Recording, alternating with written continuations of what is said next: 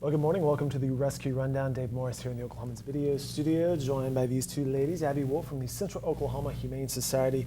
We have Lindy Zavy. She's actually the director of HR for OU.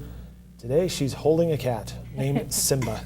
Ladies, thanks so much for coming in. Thank you for having us. Great to see you guys. And what do we know about this little kitty? Simba is about 9 weeks old, and he is the quintessential kitten. So if you're thinking playful kitten, would love to just play around your house all the time, Simba is your guy. He's also a polydactyl, which means he has an extra thumb, which is pretty rare. Crawling all over Lindy right now. That's right. And lots of purring. He loves Lindy. What else do we know about this little guy? We know that he has a sibling, a sister named Patches, and they're both available. And they've actually been in our adoption center for a couple of days, which is pretty rare. It's unusual. Yeah, so we're hoping that today is their big day. Today is their happy ending day. And the extra thumb cats, unusual to see those or not so much? You know, we see them every once in a while, but they are a little rare. It's not a normal look for cats, if you will. Getting the tickles there with the... He's very sweet. Just going for the mics, going for the hair. All right, so Simba and Simba's sister, Patches, can be found at the Central Oklahoma Humane Society, 7500 Northwestern. Other cats and dogs available for adoption there as well, including on your website, okhumane.org.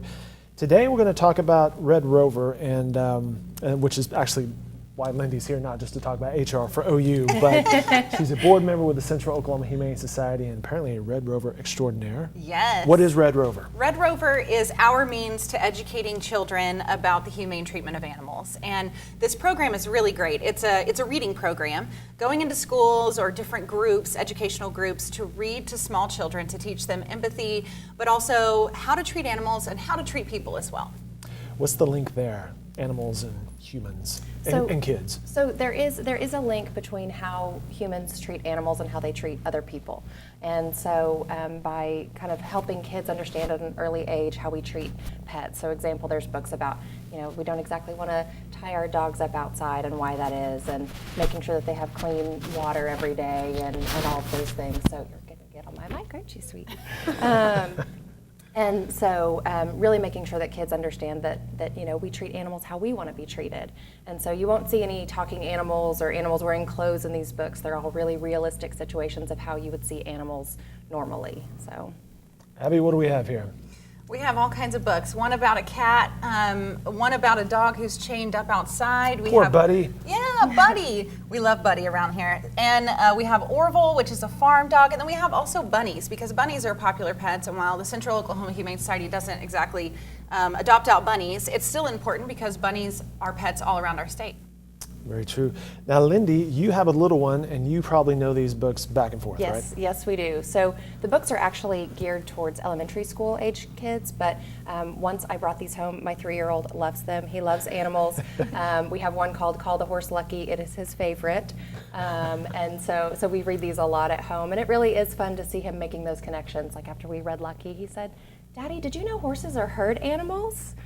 And said, I did not know that. So they really do learn a lot from these books, and so it's great to see them kind of in action in our own home, but it's also really fun to take them out on the road and go to schools and read them to kids. And we saw some images there. I believe you were reading to some kiddos. Yeah. Recently. We've had the pleasure of reading to several groups of kids and seeing their faces and hearing the conversation that these books bring up. It's not a type of program that singles out kids for having dogs or not having dogs. It's a fun way to talk to kids about... There you are. Yeah. It's a fun way to talk to kids about, what they've seen and why animals are on the street and how animals should be treated.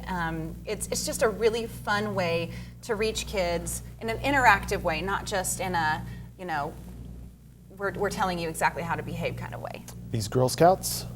Yes, these Girl Scouts were earning their kindness badges. Ah, cool. Yes, and they were so sweet to our puppies and our kittens in our program, but then also were really well behaved and listened to everything that was being said and also asked really great questions. So these kinds of groups are exactly what who we're trying to reach with this program. We should also mention that the RedRover program is coming to Oklahoma City. That's right. We're so excited about this. So we need more readers. It's great for us to be able to go into schools and to talk to kids, but we need readers to reach even more kids. And so to be trained to be a Red Rover reader, you can actually join us. It's November 9th. That's a Wednesday. It starts at 4. It goes until about 8 o'clock, and you will be trained on how to read in schools, how to interact with the kids, to teach them this empathy, to teach them the humane treatment of animals. And we're so excited. We hope people can join us.